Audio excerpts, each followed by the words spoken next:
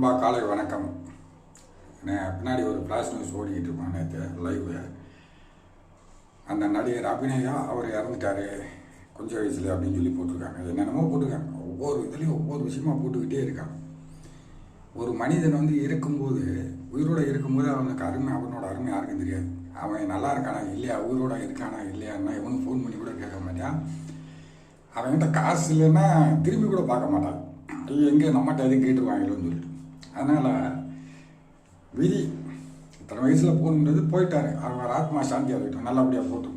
ஆனால் இன்றைக்கி எந்த சேனலில் திறந்தாலும் அவரை பற்றி கதையாக போட்டுக்கிட்டு இருக்காங்க. அவரோட முன்னாள் டிரைவர் பேட்டி, பக்கத்து வீட்டுக்காரவங்க பேட்டி, வீட்டு ஓனர் பேட்டி அப்படின்னு சொல்லி. இது எதுக்கு இந்த நாடகமான நடிப்புலாம் சொல்லுங்க பார்ப்போம். இருக்கும்போது கொடுத்து உதவ மாட்டாங்க, செத்து போன பிறகு எல்லாம் வருவாங்க. இதுதான் இயற்கை, இதுதான் உண்மை. வாழ்த்துக்கள், புரிஞ்சிருப்பீங்கன்னு நினைக்கிறேன். ஏன்னா சந்தோஷம்.